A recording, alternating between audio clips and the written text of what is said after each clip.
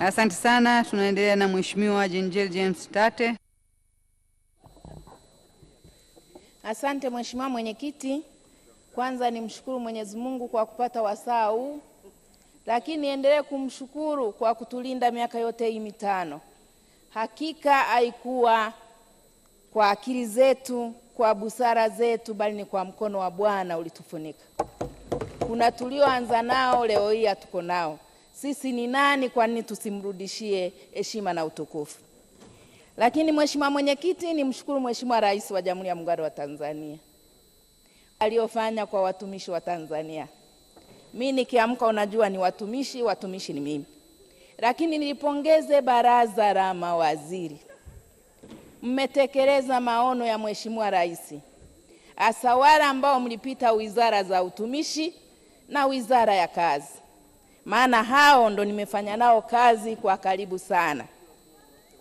Mheshimiwa Mwenyekiti, mimi niende moja kwa moja kwenye uzalishaji. Naishukuru sana serikali. Mmezalisha ajira kuanzia 2020 na 25, ajira milioni 8,084,204. Si kazi ndogo. Na ilikuwa ni ahadi mmeitekeleza. Lakini ni washauri. Hizi mmezalisha kutoka kwenye mikakati ya miradi ambayo mmeiendeleza. Lakini kuna sehemu ambayo tunaisahau, tunaweza tukapata ajira za vijana za kudumu. Kuna mifuko kataja mbunge wa vijana hapa. Kuna 10% ya halmashauri. Niwape mfano ndani ya Temeke. Manispaa ya Temeke tulichukua madaktari bingwa 5. Tukawapa mkopo wa 10%, milioni 250. Wakaanzisha pori clinic. Kliniki hiyo saizi ina watumishi 20. Ina maana wameshaajiri vijana wenzao ambao ni wa fani ya uuguzi, lakini wameajiri na ambao sio fani ya uuguzi. Na hapo ni kipindi cha miaka 3. Au wakifika miaka 10 watakuwa tayari wameajiri vijana wengi. Sasa twende tufanye hivyo na hii mifuko, tufanye hivyo na hii 10% kwa kutafuta wale vijana waliomaliza vyuo hawana ajira, tuwaunde vikundi kwa pamoja. Tunasema vikundi 5 ni vigumu, lakini tukiwaunda wenye profession moja, tukawapa hizi fedha, wataweza kufanya, kwa sababu ndege wenye kufanana, wenye bawa moja huruka pamoja. Twende kwa hilo. Lakini niwapongeze kwa mlivyoboresha sehemu za utumishi. Hasa mji wa Mtumba umekuwa nikiona kielelezo. Na mtumishi ukishamwendesha kwenye nafasi ambayo ni nzuri, atafanya kazi vizuri. Lakini hapa pamoja na kuboresha yote, pamoja na juhudi zote zinazofanywa na Dr. Samia Suluhu Hassan na mawaziri mnaohusika kutekeleza maono yake, niwaombe mshuke chini, muendelee kupasimamia chini. Bado watekelezaji wa chini wanawaangusha. Katika kuzifanya ziara zangu nitawapa mfano. Kuna mfano wa sehemu moja kanda ya Ziwa, si vizuri kutaja majina. Lakini kuna hamisho, wanamhamisha mtumishi, wanachukua kanuni ya utumishi wa transfer ya ndani. Lakini tuangalie tu, Mheshimiwa Mwenyekiti, kuna wilaya zingine kutoka kata kwenda nyingine ni kilomita 70 mpaka 80. Mtumishi huyu aliyehamishwa anatembea kwenye ziwa masaa 8. Kutoka kituo alichohamishwa kwenda kituo kingine. Barua inamwambia kabla ya siku 4 huo umeripoti. Siku 4. Lakini kanuni inasema siku 14. Mtumishi huo anamwambia ni uhamisho wa ndani, hatakiwi kulipwa. Sasa hiyo inasababisha watumishi wanaingia mikopo ambayo mheshimiwa hapa amekuwa akiipigia kelele, Mheshimiwa Njau, akope ili aende kujikimu. Ni kuombe waziri wa utumishi na waziri wa kazi, mliangalie hili. Huko chini kidogo hapajaenda vizuri, pamoja na juhudi kubwa sana ambazo mmezifanya hapo. Lakini Mheshimiwa Mwenyekiti, nishukuru serikali, wameboresha sheria ya taasisi ya kazi ya mahusiano kazini sura namba 300. Wameboresha sheria ya ajira za wageni sura namba 436. Hizi sheria ni nzuri na wakaboresha. Lakini sasa mimi niseme, pale mlipoboresha, niwapongeze hasa kwa sheria ya likizo. Tuliongea wabunge humu, na mliniunga mkono, na washukuru sana wabunge, ili wanaozaa watoto njiti wapewe likizo ya kutosha. Nakumbuka siku hiyo baada ya kuongea, nikushukuru sana Waziri wa Utumishi. Ulinipeleka kwa wataalamu wako nieleze ninachokiongea ni nini.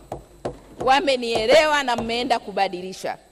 Lakini sasa hapa niombe mweke maboresho kidogo.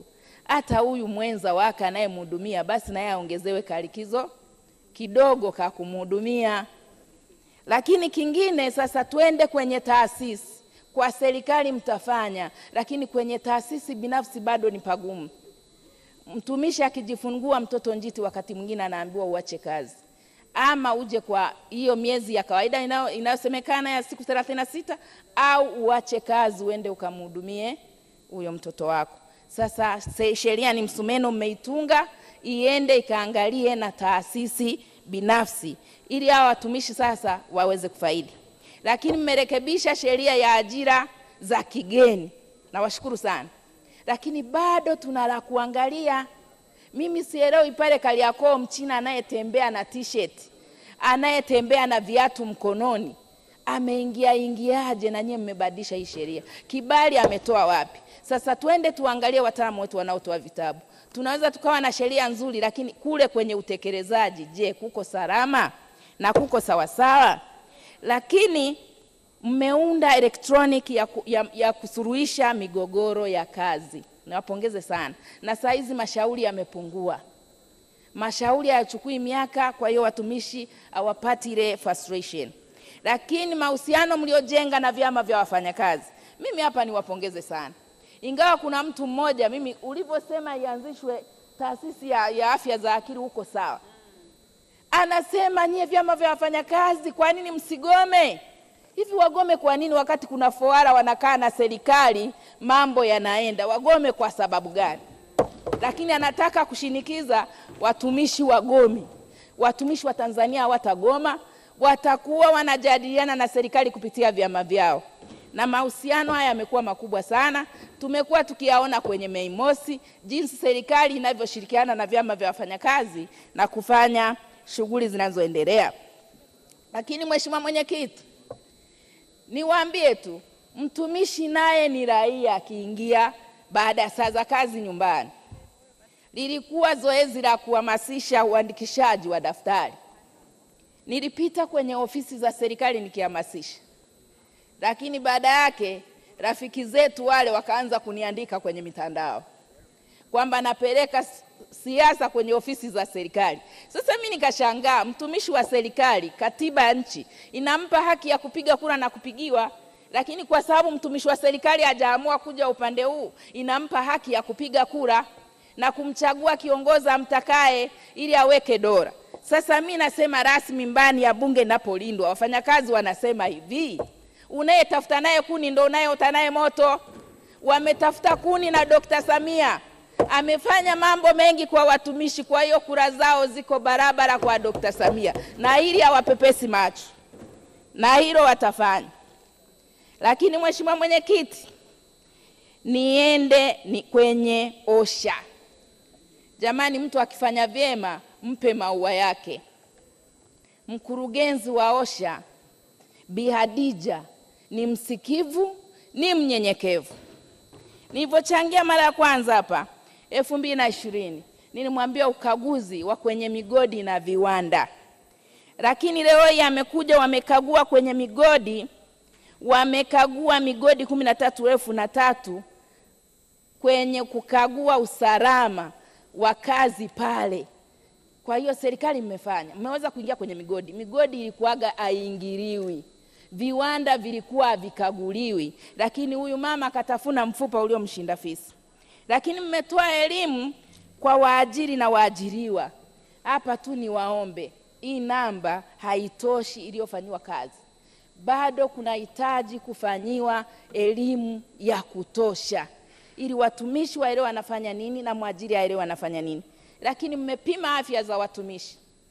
Kuna vifo vilikuwa vinatokea ni kwa sababu ya kutofanyiwa upimaji wa afya.